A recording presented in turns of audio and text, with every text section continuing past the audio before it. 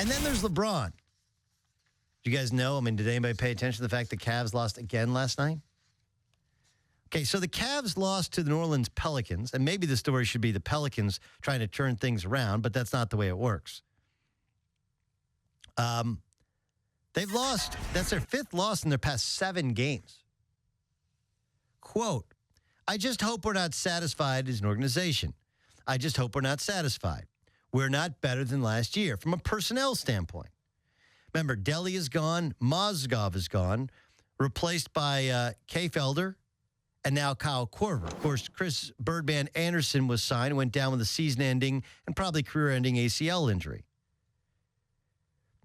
Quote, it's great to have bodies. Obviously, in the playoffs, you go down to what, 8 max? And if somebody gets in foul trouble, you go to 9. You're not playing back-to-backs. You have 2 days in between. You're able to lock in. It's like when you don't have bodies, it's tough.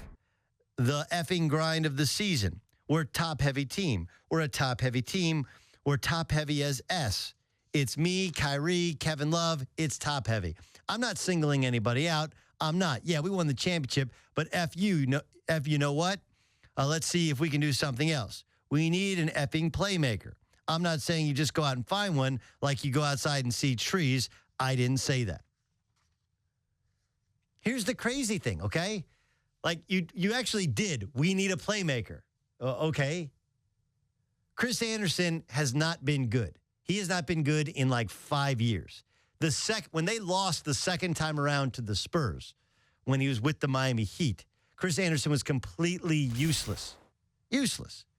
Like Birdman was cut and he was resurrected by the Heat, but they got way more mileage out of him than they should. That was a couple of years ago. Re-signing, bringing in Birdman, whose idea do you think that was? LeBron James. Right? Oh, James Jones available? Whose idea do you think that was? You know, let's go get Mike Miller. The first year when they had all those injuries in the playoffs and they had all those old dudes that they couldn't play in the finals, why were all those old dudes on the bench? Because LeBron wanted them on the bench. Right? Remember the Cavs were talking to Ray Allen? Like, who wanted that? Like, LeBron. Like, hey, go out and get me a shooter. So they go out and get the best damn shooter possible in Kyle Korver. Here's the thing. Kyle Korver can't guard a soul. A soul. And, like, LeBron James is a very, very bright basketball player. Okay? But this is a lot like what people say about his passing. I have heard people say LeBron James is one of the top 20 passers in the history of the NBA. What? For power forwards or overall?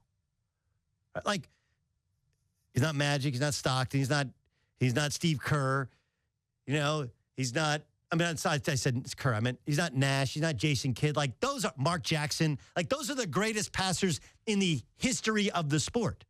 LeBron James is one of the best passers at 6'8". Like, the reason he's great is because he looks like a power forward, but he enjoys passing as a superstar, and he's a good passer.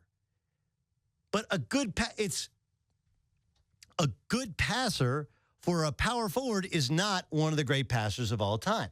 Just like having a high basketball IQ and understanding personnel for a current NBA player is great. But you know what it's not? It's not being able to understand and manipulate a roster and the market the way a GM can. Am I making sense here? Right? I'm not saying stay in your lane, but I'm saying stay in your lane. Okay? You're like, well, he knows basketball. He knows the league. He knows the roster. He knows himself. Like, yes. Okay? But he knows it from a player's perspective. There's so many other things out there that determine who you can and can't get. And, oh, yeah, by the way, if you really wanted more guys, sneak in here.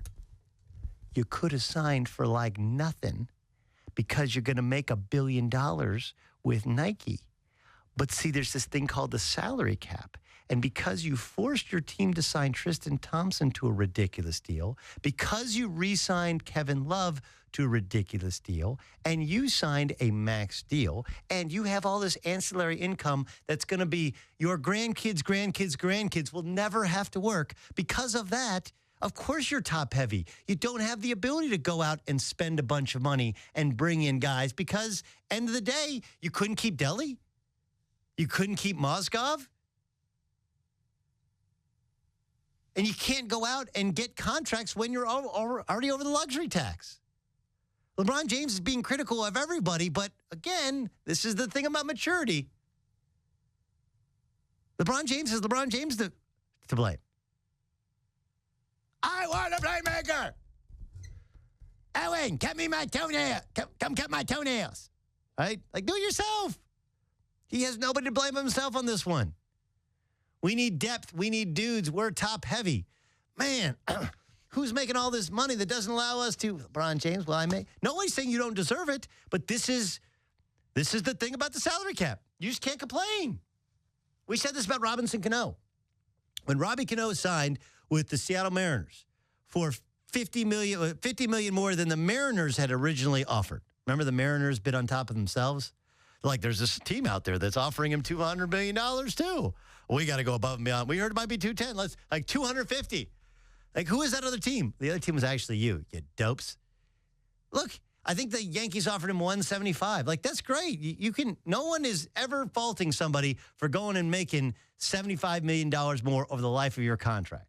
How could anybody turn that down? But you are completely off the face of the planet when you're in Seattle. Right? You can't complain about not being competitive because there's not enough money. You're not surrounded by the talent. There's no attention paid to you unless you're in the playoffs. And even in the playoffs, you're in a different part of the solar system than the New York Yankees, the center of the baseball universe.